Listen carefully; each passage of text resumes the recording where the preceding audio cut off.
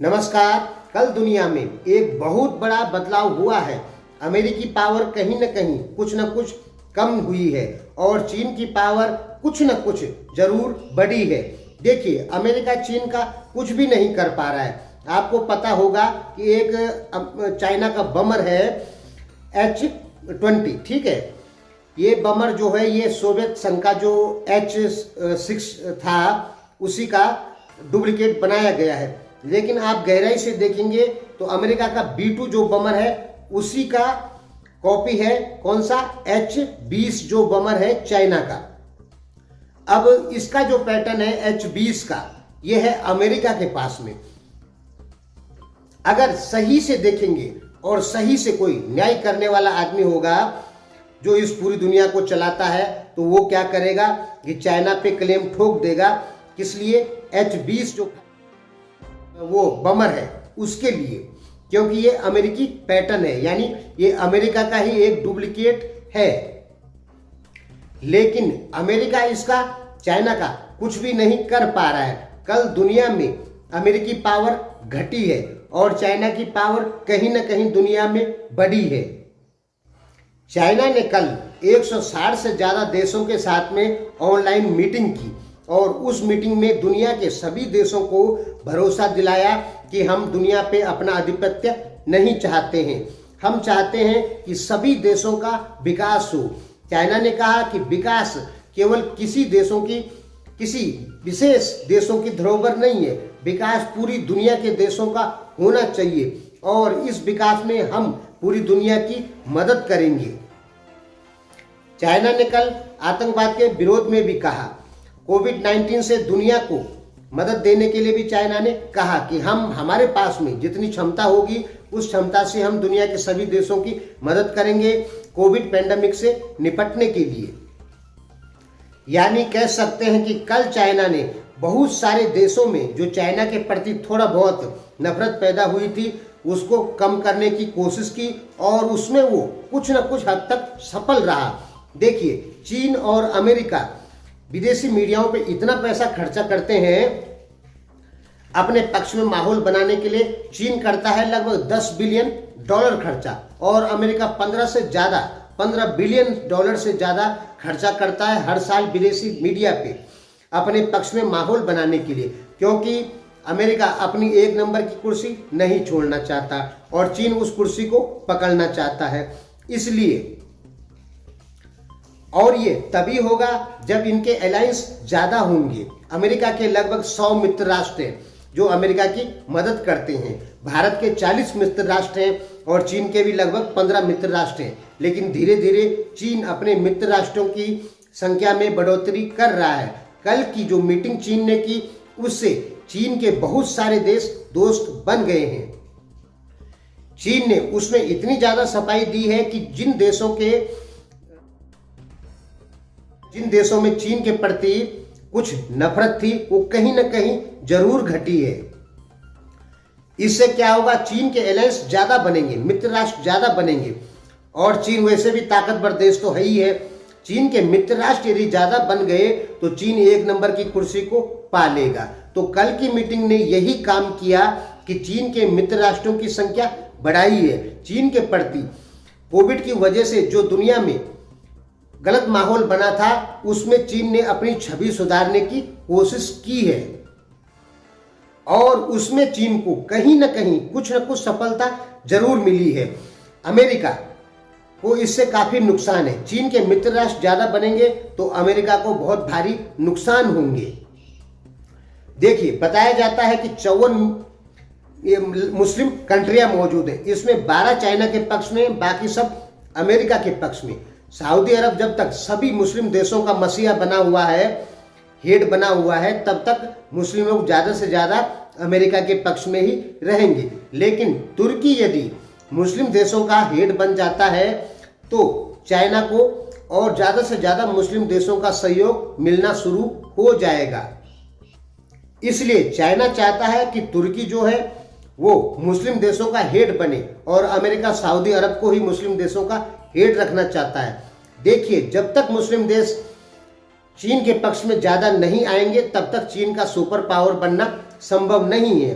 कल की मीटिंग में चीन ने पूरी कोशिश की है कि ज़्यादा से ज़्यादा देशों का सपोर्ट लिया जाए या चीन के प्रति जो कुछ नफरत उन देशों में बाकी है तो उस नफरत को कम किया जाए। तो इसके लिए चीन ने पूरी सफाई दी है, अपने को निर्दोष साबित किया है दुनिया की नज़र में।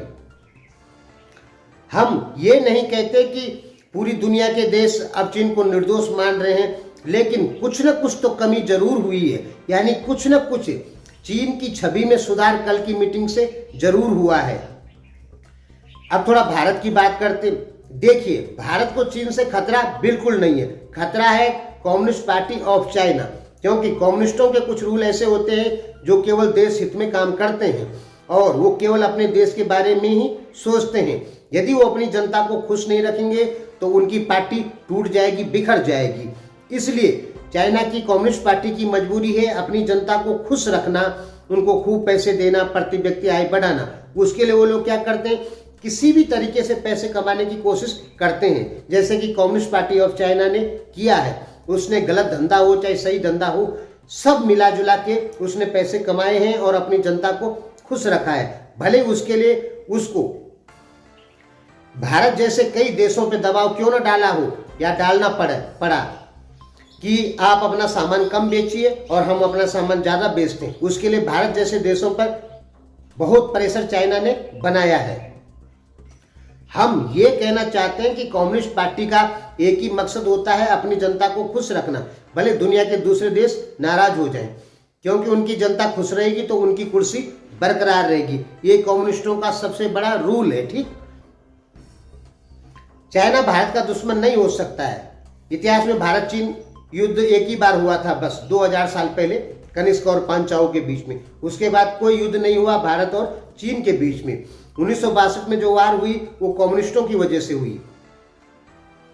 यानी कह सकते हैं कि भारत का दुश्मन कम्युनिस्ट पार्टी ऑफ चाइना है, चीन नहीं।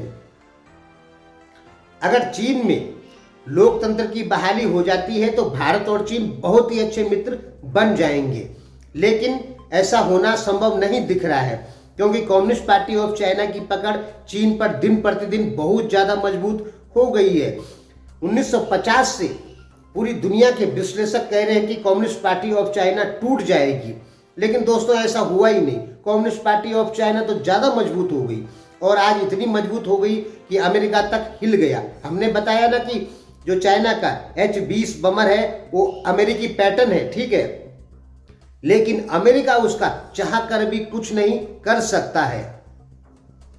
दोस्तों, चीन के राष्ट्रपति ने कहा कि हम चाहते हैं कि सब देशों का विकास हो, ठीक है। तो दोस्तों, यहाँ पे कुछ संदेह की बातें जरूर है। यदि सब देशों का विकास हो जाएगा और सब देश सारा सामान बनाने लग जाएंगे तो चीन का सामान कौन खरीदेगा? यहाँ पे कहीं ना कहीं संदेह की बात जरूर है कि सब देशों का यदि सब प्रोडक्शन करने लग जाएंगे, सब अब दुनिया को अपना सामान बेचने लग जाएंगे तो चीन का सामान कौन खरीदेगा? तो ये तो संदेह की बात जरूर है। चीन BRI का समर्थन करता है, यानी अपना उसका BRI है, वो चाहता है कि सारे देश इसमें शामिल हो। तो BRI से तो यही होगा कि चीन का ज़्यादा से ज़्यादा सामान दूसरे देशों में जाएगा, यानी दूसरे देशों की इंडस्ट्री पूरी तरीके से बर्बाद होगी। BRI से ये बड़ा नुकसान है, लेकिन कनेक्टिविटी हो जाएगी, दुनिया के सारे देश एक साथ जुड़ जाएंगे, इससे ये फायदा है। और फिर जिसके पास पावर होगी, जो कम पैसे में अच्छा सामान बना पाएगा, फिर उसी का बिकेगा। BRI से फायदे भी हैं और नुकसान भी हैं। यदि दुनिया के और देश चीन से कम लागत में सामान नहीं बना पाए तो उनको नुकसान है, और यदि चीन से कम लागत में सामान बना दिए, अच्छा सामान बना दिए, तो उनको फायदा है। तो BRI से फायदा भी है और नुकसान भी है। हालांकि BRI जो है इतनी आसानी से सफल हो जाए ये कहना काफी मुश्किल है, क्योंकि हमें लगता है कि BRI को सफल होना इतना आसान नहीं है, लेकिन कहीं ना कहीं चांस जरूर बढ़ रहे हैं BRI के सफल होने के। POK के कारण भारत जो है BRI में शामिल नहीं हो रहा है, ठीक है। लेकिन दोस्तों, उसका कारण क्या है कि POK चाहे तो चाइना भारत को दे सकता है। 16,000 स्क्वायर मीटर ही वो किलोमीटर ही वो ज़मीन है, कोई ज़्यादा नहीं है, ठीक। तो वो चाहे तो चीन भारत को दे सकता है और भारत से बहुत सारे फायदे ले सकता है। लेकिन अगर चीन उस भूमि को भारत को दे देता है तो पाकिस्तान नाराज होगा और बहुत सारे मुस्लिम देश नाराज हो जाएंगे। इसलिए चीन मुस्लिम देशों को नाराज नहीं करना चाहता है। चीन की मजबूरी है, ना तो वो मुस्लिम देशों को नाराज करना चाहता है और ना ही वो भारत को नाराज करना चाहता है। लेकिन फिलहाल जो उसकी पहली नीति है कि मुस्लिम देशों को नाराज नहीं करना है।